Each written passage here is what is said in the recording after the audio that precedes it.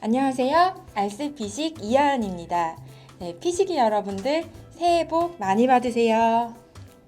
올해는 코로나도 물러나고 마스크도 안 쓰고 다니면서 꿀피부 뽐내는 한 해가 되기를 간절히 바라봅니다. 오늘은 여드름 스킨케어를 말씀드릴 건데요. 여드름이 한두 개 나다 보면 안 쓰던 화장품 이것저것 사용하고 그리고 SNS로 잘못된 정보 찾아보면서 피부가 더 안 좋아지면서 여드름이 악화되는 경우가 참 많은 것 같아요. 그래서 오늘 제대로 된 여드름 스킨케어 방법 말씀드리고자 영상을 만들어 보았습니다. 첫 번째로 세안 하루에 2번 하기입니다.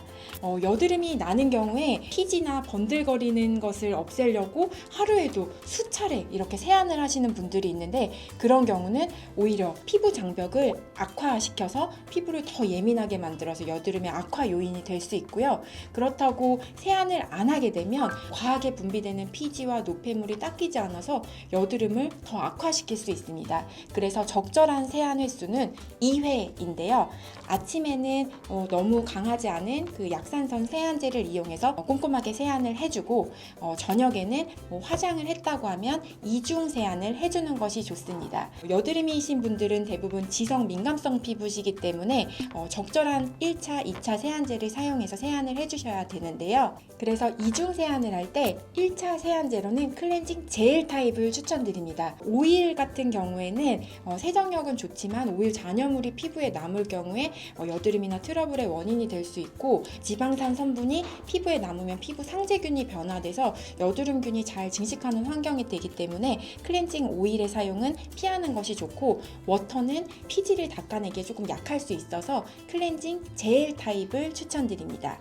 2차 세안제로는 여드름 나시는 분들은 비누나 이런 바 타입의 강한 알칼리성 세정제를 사용하는데 그런 것보다는 약산성의 저자극의 폼 클렌징을 이용해서 꼼꼼하게 세안해주는 것이 좋습니다.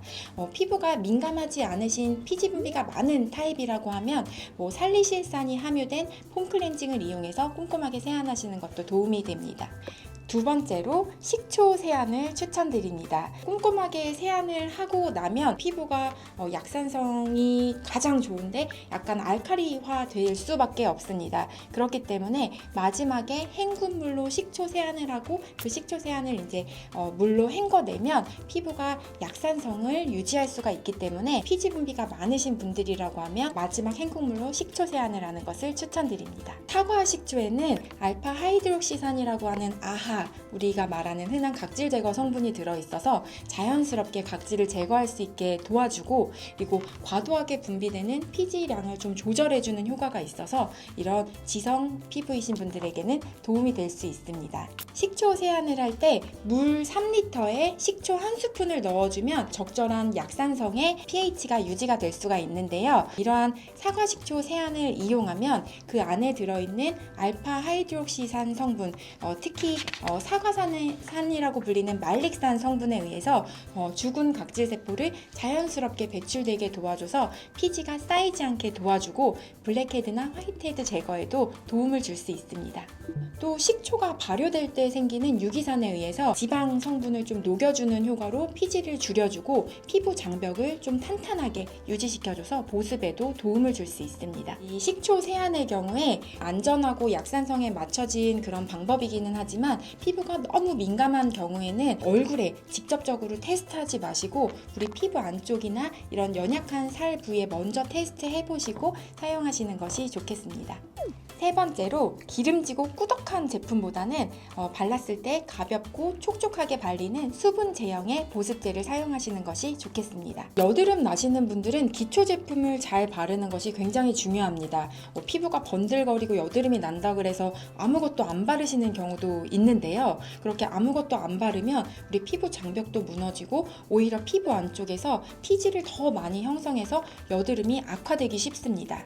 그래서 꼭 보습제를 잘 바르셔야지 되고 또 간혹 앰플이나 항염 작용이 있는 고농축 에센스 등을 바르는 경우도 있는데 오히려 그런 경우 피부에 닿는 제품 성분 가지수가 많아지면서 여드름이 악화될 수 있어서 꼭 주의하셔야 합니다. 그러면은 여드름 피부에 어떤 보습제를 추천하시나요?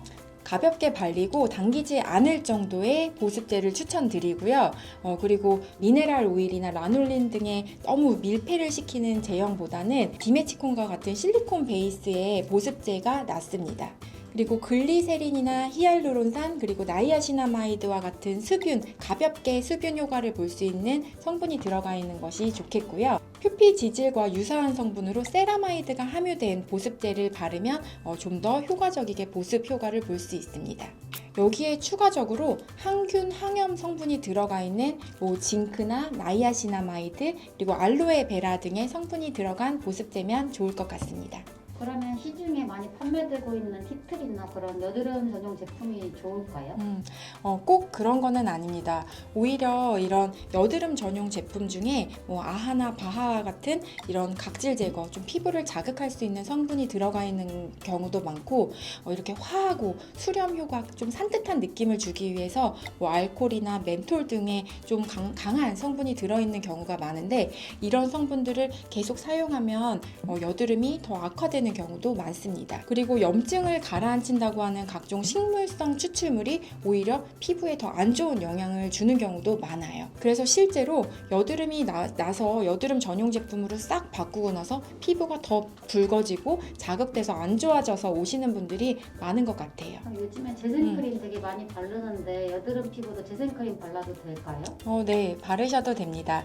우리 재생크림에는 병풀 추출물이나 EGF, 펩타이드 등의 피부 재생을 도와주는 성분들이 들어있기 때문에 만성적으로 염증이 생겨서 지쳐있는 여드름 피부의 재생에 도움이 될 수 있습니다. 근데 이 재생크림을 선택할 때도 너무 막 성분들이 많이 들어있고 꾸덕한 제품보다는 가볍게 발리면서 피부가 조금 편하게 재생될 수 있는 그런 제품을 선택하시는 것이 좋겠습니다. 네 번째로 나이아시나마이드라고 하는 성분이 들어간 화장품을 적절하게 이용하는 것입니다.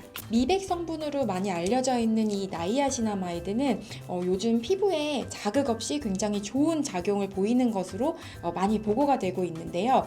우선 세라마이드나 천연 보습인자와 같은 우리 피부에 보습을 줄 수 있는 피부 장벽에 도움이 되는 효과도 있기 때문에 피부 보습에도 도움을 주고, 그리고 항염, 항산화 작용이 있어서 피부의 염증을 전체적으로 줄여주는 효과도 있습니다. 또 가장 중요한 게 피지 분비량과 속도를 조절해주는 세보스타틱이라는 피지를 줄여주는 효과가 있기 때문에 여드름 민감성 피부에 굉장히 추천드리는 성분입니다. 그래서 여드름이 막 올라오는데 이런 여드름 색소 침착도 신경 쓰이고 좀 더 미백에 신경을 쓰고 싶다면 이러한 나이아시나마이드 성분이 들어가 있는 제품을 추천드립니다. 다섯 번째로 각질 제거는 주 1회만 하기입니다. 여드름이 나시는 경우는 각질을 정리하기 위해서 거의 데일리로 각질 패드나 각질 제거제, 그 다음에 과도한 스크럽제로 각질을 제거하려고 하는데요. 너무 이렇게 매일매일 각질 제거를 하면 피부 장벽도 약해지고 오히려 피부 민감한 게 더 악화돼서 피부가 안 좋아지는 악순환이 되게 됩니다. 그래서 이런 아하, 바하, 피부에 자극 없는 PHA 이런 각질 제거 성분들은 주 1회 사용하시는 것이 좋겠습니다. 요즘에 각질 제거 종류 중에 아하나 바하 그리고 PHA 또 여러 가지 종류들이 많이 나오고 있는데요. 그 중에서 이제 여드름 지성 피부에 추천드리는 각질 제거 성분은 살리실산입니다. 이러한 살리실산은 좀 면포를 용해시키는 작용도 있고 이런 지성 피부에 좀 더 깊숙하게 각질을 자극 없이 해줄 수 있기 때문에 잘 쓰이는 성분인데, 그래서 이런 살리실산이 들어가 있는 토너라든지 세안제를 이용해서 그냥 피부에 자극 없게 각질을 정리해 주시는 것이 도움이 될 수 있겠습니다. 그런데도 피부가 너무 민감한 경우는 이렇게 엔자임 파우더라 그래서 효소 파우더가 있는데, 그런 효소 파우더를 이용해서 이렇게 손에서 그 효소 파우더를 잘 녹여서 자극 없이 세안을 하면 민감성 피부도 가볍게 각질을 정리할 수 있겠습니다. 여섯 번째로 여드름은 정말 막 터질 것 같은 이렇게 잘 나올 것 같은 것만 짜고 그거를 방치하지 말고 항생제 연고를 꼭 바르기입니다. 요즘 집에서 짜도 되는 여드름과 병원에서 짜야 되는 여드름으로 구분해서 이렇게 여드름 관리하는 영상이 있는 것 같아요. 근데 사실은 집에서 짜도 되는 여드름이 이제 염증이 없는 화이트헤드라고 부르는 하얀 그런 좁쌀 여드름을 말하는 것 같은데, 그런 것도 굉장히 잘 나올 것 같지만 실제적으로 겉에만 나오고 안쪽으로 이렇게 면포가 더 깊숙하게 들어가게 되는 경우에 더 여드름은 깊어지고 화농성 여드름으로 진행이 될 수 있거든요. 그래서 꼭 이런 하얀 여드름은 집에서 짜도 되는 여드름이라고 이렇게 단정 지을 수는 없습니다. 근데 혹시라도 이렇게 짜게 되는 경우는 거기에 이제 세균 감염이 될 수 있기 때문에 반드시 항생제 연고를 좀 발라주시는 게 좋겠고요. 너무 이렇게 빨간 화농성 여드름으로 진행된다고 하면 그걸 방치했을 때 색소 침착이나 빨간 자국이나 심하면 푹 패인 흉터가 될 수 있기 때문에 가급적이면은 조기에 병원 치료라든지 여드름 연고에 도움을 받는 것이 좋겠습니다. 그러면 시중에 파는 여드름 패치 같은 것도 좀 도움이 될까요? 네, 차라리 손으로 건드려서 짜는 것보다는 패치를 붙여서 사그러뜨리는 게 피부에는 더 좋습니다. 7번째로 여드름 피부라면 선크림 더 잘 바르기입니다. 본인 피부에 잘 맞는 선크림을 사용해서 여드름 병변이 색소 침착으로 진행되는 것도 막고 염증이 더 심해지는 것을 막아야 합니다. 여드름 나시는 분들은 우리 여드름이 악화될까봐, 더 없던 여드름이 더 심해질까봐 이렇게 선크림을 피하는 경우가 굉장히 많더라고요. 유기자차라고 부르는 선크림의 경우에는 여드름을 악화시키는 여러 가지 성분들이 많이 있는데, 물리적 자외선 차단제, 티타늄 다이옥사이드나 징크 옥사이드와 같은 성분이 들어가 있는 잘 맞는 선크림을 찾아서 사용한다면 트러블 악화 없이 여드름 색소 침착이나 여드름 악화를 막을 수 있습니다.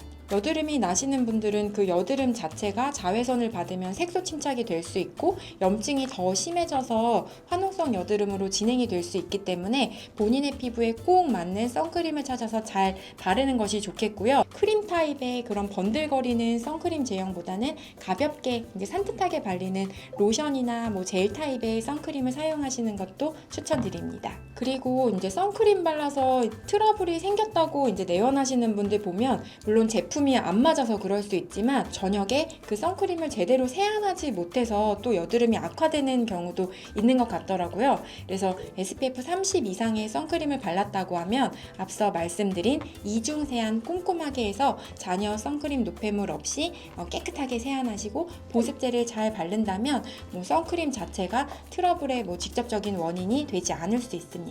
여드름이 정말 한두 개 올라오면 정말 어떻게 할지 모르다가 정말 얼굴 전체적으로 심하게 여드름이 돼서 영구적으로 흉터가 남는 경우가 굉장히 많은 것 같은데요. 5개 이상으로 자기가 컨트롤 안 될 정도로 여드름이 많이 올라온다고 하면 홈케어로만 치료하지 마시고 병원에 바르는 약이나 경구 약물이나 또 도움이 될 만한 여러 가지 치료가 있기 때문에 너무 심하게 악화되기 전에 병원의 도움을 받는 것도 방법입니다.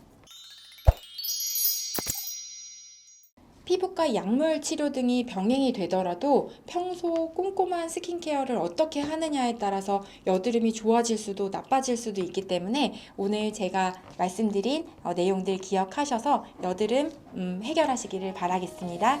감사합니다.